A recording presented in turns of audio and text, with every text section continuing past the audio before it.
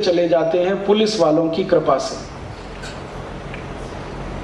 फिर पहुंच जाते हैं कत्ल खाने में। फिर क्या होता है, 5-6 दिन उनको और रखा जाता है, भूखा खाना नहीं खिलाया जाता तो अधमरी हो जाती है गाय। फिर क्या किया जाता है, गाय को पैरों से उल्टा बांधकर लटका देते हैं, मुंह बांध देते हैं। फिर उसके बाद 100 डिग्री टेम्परेचर पर पानी की वाष्प गाय के शरीर पर फेंकी जाती है और लगातार 1-1.5 घंटे।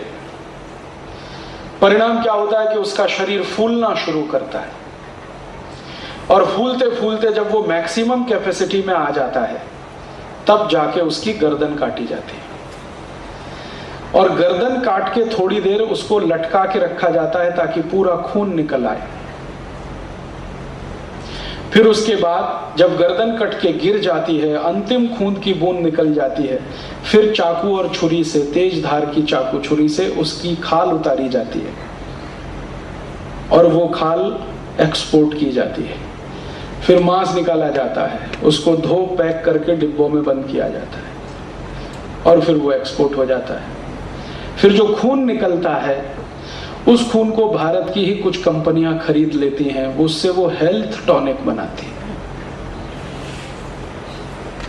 भारत के बाजार में बिकने वाला एक हेल्थ टॉनिक है जिसका नाम है डेक्सोरेंज, वो इसी से बनता है।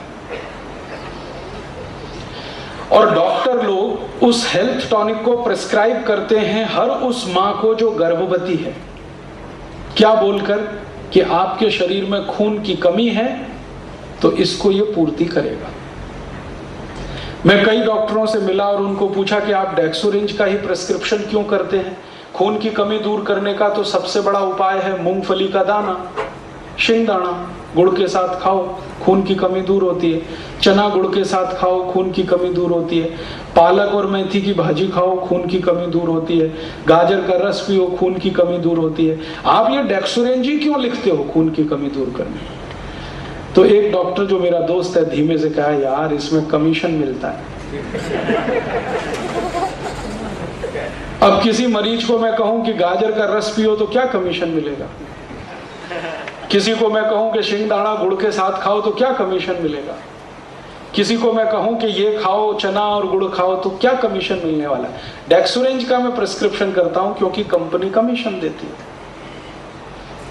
तो उसी डॉक्टर को मैंने कहा कि तुम्हारी पत्नी के गर्भवती होने पर यह दवा लिख सकते हो उसको?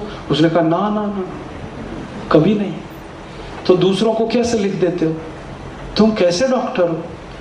डॉक्टर हो कि कसाई हो, यमराज के भाई हो, क्या हो तुम? जो दवा तुम तुम्हारी पत्नी को नहीं लिख सकते हो वो दूसरे मरीजों को कैसे लिखते हो? तुम्हारे हाथ नहीं कांपते? सिर्फ कमीशन का लालच इतना बड़ा हो गया।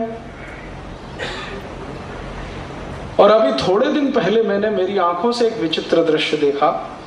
कलकत्ता में मैं एक बार गया था थोड़े दिन पहले, तो वहां एक कसाई खाना है मोरी ग्राम, वहां 11,000 गाय रोज कटती है, मोरी ग्राम। और इस कत्ल खाने की विशेषता यह है कि यह 1757 से चल रहा है। 1757 में इस कत्ल खाने को शुरू किया था रॉबर्ट क्लाइव ने, जब उसकी सरकार बन गई थी कलकत्ता में। आपको मालूम है प्लासी का युद्ध हुआ, ईस्ट इंडिया कंपनी की सरकार बनी, रॉबर्ट क्लाइव प्रधानमंत्री बन गया कलकत्ता का, और ये सब घटना 1757 की है। तो प्रधानमंत्री बनते ही उसने कत्ल खाना जो खोला वो यही था, मोरी ग्राम। और रॉबर्ट क्लाइव के जमाने में उसमें 300 गाय रोज कटती थी, आज उसमें 11,000 गाय रोज कटती है। मांस ऐसे ही एक्सपोर्ट होता है, तरीका वही है काटने का जो मैंने थोड़ी देर पहले बताया। लेकिन जो खून निकलता है उसको कुछ लोग खरीद के ले जाते हैं। मैंने देखा कि वो सब चाय के व्यापारी। तो पूछा, भैया तुम क्या कर रहे हो? कहते यार क्या बताएं, इसकी जरूरत पड़ती है। क्या जरूरत पड़ती है?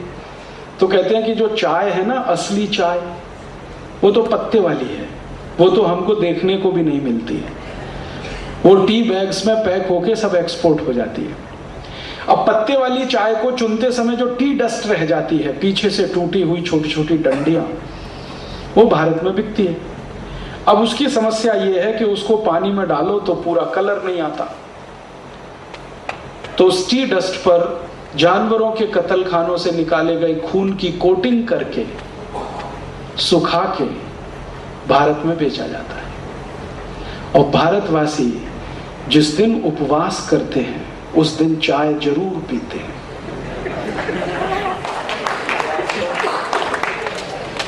और शाकाहारी लोगों का एक ही पेय बचा है, वो अब चाय है। शाकाहारी संपूर्ण 100% वेजिटेरियन।